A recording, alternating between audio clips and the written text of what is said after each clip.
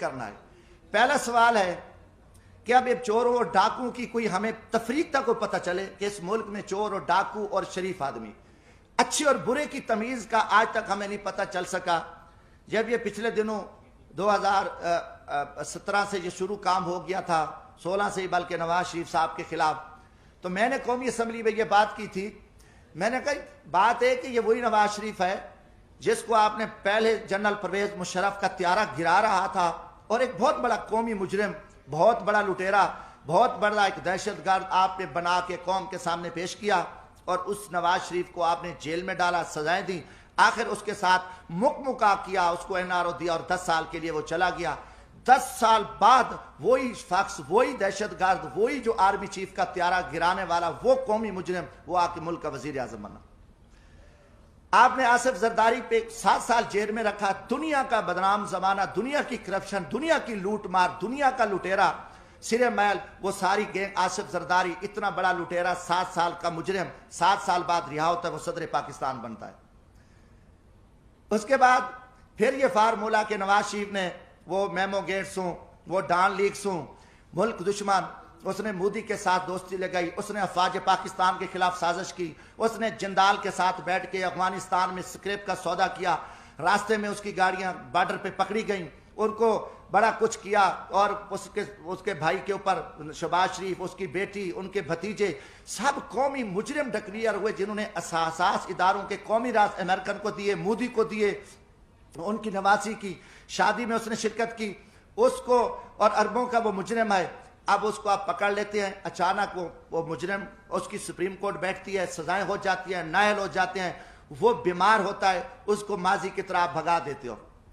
اب ان کے پورے وزیر مشیر آپ دیکھیں گے، شہباز شریف ضمانت پہ، وزیر داخلہ جو رانا ثناء اللہ صاحب ہے، اس کو کس نے پکڑا؟ اے این ایف نے، اینٹی نارکو ٹیکس نے، اس کو فوجیوں نے پکڑا، اس کے اوپر 15 کلو ہیروین کی ایف آئی آر، وہ ضمانت پہ، وہ وزیر داخلہ ہے۔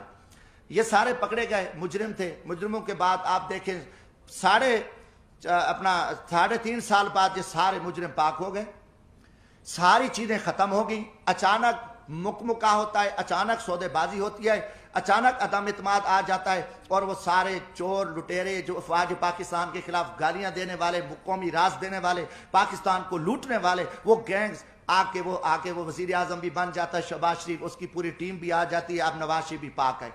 یہ قوم کے ساتھ آپ مذاق چھوڑ دو، کم از کم میں پاکستانی ہوں، جمشید دستی کا جینا مرنا یہ ملک ہے، میں مزدور آدمی ہوں، نہ میرے اثاثے ہیں، نہ میری کوئی لوٹ مار ہے، نہ میری کرپشن ہے۔ میں پاکستان کی عزت کے لیے، اس ملک کی بقا کے لیے میں بولوں گا، چاہے وہ کوئی جرنل ہو، فوجی، چاہے وہ عدلیہ کا چیف جسٹس ہو، چاہے وہ کوئی سیاستدان ہو، یہ ہمارے اوپر ایمانی ذمہ داری ہے، اللہ کا حکم ہے کہ آپ سچی بات کو جو ہے نا آپ نہ چھپاؤ۔ تو یہ میں ضرور بات کروں گا۔ اب قوم سمجھ چکی ہے کہ کھیل کیا کھیلا جا رہا ہے، اب اس کا کوئی جواب دینے کو تیار ہے۔ جب آپ کال ان کو چور ڈاکو کہہ رہے تھے، آج ان کی وضاحتیں کر رہے ہو، وہی جسٹس جو آج ماشاءاللہ ہمارے چیف جسٹس عمر عطا بندیال صاحب کل انہی بینچوں میں ان کو سزائیں دے رہے تھے، انہی کو مجرم ڈکلیئر کر رہے تھے، انہی کے اوپر حکم چل رہے تھے، آج وہی چیف جسٹس رات کو بیٹھتے ہیں اور ان کو پاک کر کے، کلیئر کر کے اور سارا کچھ کر کے کہتے ہیں جی صاف ہے۔ اب یہ چیز نہیں چلے گی۔ پہلی بات ہے کہ دیکھیں، ہم غریب طبقے کے لوگ ہیں، ہم لاشیں اٹھا رہے ہیں، ہم لوگوں کی خدمت کر رہے ہیں۔ میں وہاں بھیک مانگ کے غریب مزدوروں کے بچوں کے لیے، جہاں عورتوں کو ذبح کیا جاتا تھا، جہاں جگیرداروں کے ڈیرے پہ غریبوں پہ کتے چھوڑے جاتے تھے، وہاں ایک میں شخص نے جدوجہد کر کے ہم محنت کر رہے ہیں، لاشیں اٹھا رہے ہیں، دریاؤں میں کھڑے ہیں، ہم سراؤں میں بیٹھے ہیں، ہم محنت کر رہے ہیں۔ اب ہم سے لوگ پوچھتے ہیں کہ بھائی آپ کی کسی جی ایچ کیو سے دوستی ہے؟ آپ پاگل ہو؟ آپ جی ایچ کیو سے دوستی ہے تو آپ آ سکتے ہو، ورنہ یہاں آپ کی جو عوامی خدمات ہے وہ نہیں ہو سکتی۔ یہ لوگ اب عام آدمی بھی، ہمیں چراوا بھی کہتا ہے، میں کہ بھی ہم تو یار عام غریب لوگ ہیں، ہم تو غریبوں کے جوتے اٹھا سکتے ہیں، ہم کسی جنرل کے جوتے نہیں اٹھا سکتے، وہ بڑے جوتے ہیں، وہ بڑے لوگ جوتے اٹھا سکتے ہیں، جمشید دستی کیا کر سکتا ہے؟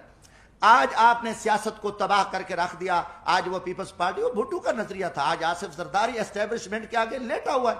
آپ نے ایک دروازہ کھولا ہے، اور سیاستدانوں کو آپ کتے کی طرح خیرات ڈالتے ہو اور وہ ارد گرد یہاں پھر رہے ہیں، عوام مر رہی ہے، لوگ ذلیل ہیں۔ اسلام آباد میں ایک تماشا لگا ہوا ہے، آپ نے نہ رمضان شریف کا کوئی تقدس کا خیال کیا، نہ آپ کو آپ کی عزت ہے۔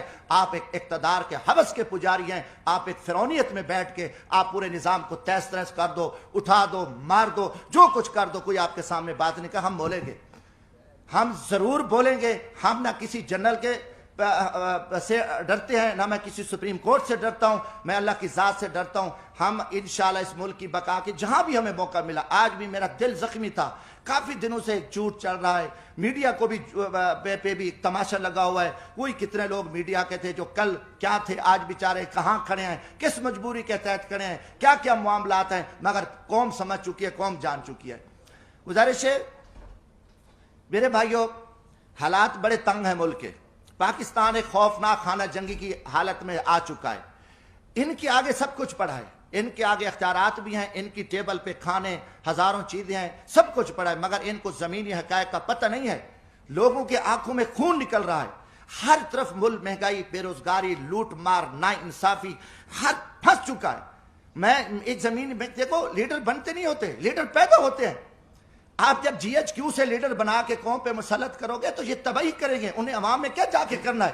انہوں نے تو لوگوں کو ذبح کرنا ہے۔ نہ ورکر کلاس بچی ہے، نہ کوئی چیز بچی ہے، سب کچھ آپ نے تہس تہس کر دیا۔ زمینی حقائق کچھ اور ہے۔ میرا تعلق ایک جھاڑو والے طبقے سے ہے، ایک ریڑھی والے، رکشے والے، ایک ہاری طبقے سے ہے۔ میں عوام میں دیکھ رہا ہوں کہ عوام میں جو لاوا پک چکا ہے، وہ ٹھیک ہے، آپ کا خوف ہے، آپ کا دبدبہ ہے، آپ کا تھانہ ہے، آپ سے ڈرتے ہیں، مگر اس کا انجام خوفناک ہوگا۔ پاکستان ایک خانہ جنگی کی حالت میں، آپ کو پتہ بھی نہیں ہے کہ ملک کے کیا حالات بن چکے ہیں۔ آپ بند کمروں میں بیٹھ کے، فرعونیت میں بیٹھ کے، آپ سب چوروں کو، لٹیروں کو، کرپٹ لو، ہم آپ سے پوچھیں گے۔ یہ سوال میں جی ایچ کیو سے بھی کرتا ہوں کہ یا کل یہ چور، ڈاکو، لٹیرے، بدماش ہیں تو پھر ہم چوریاں کرتے ہیں، ہم ڈاکے مارتے ہیں، ہم لوٹتے ہیں، پھر یہی طریقہ ہے کہ جب سب لٹیرا، ڈاکو، ملک دشمن، ملک کا وزیر اعظم بنے، ملک کے وزیر بنے، عہدے بنے، تو پھر یہی طریقہ صحیح ہے۔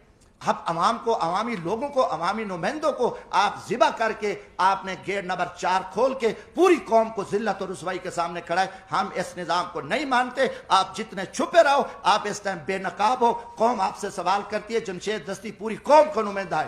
میں عام آدمی میں آپ سے پوچھتا ہوں کہ یہ تماشے کیا لگے ہوں، یہ کتنا عرصہ آپ نے یہ تماشے لگا کے آپ پاکستان کو بند گلی میں دھکیل دیا ہے۔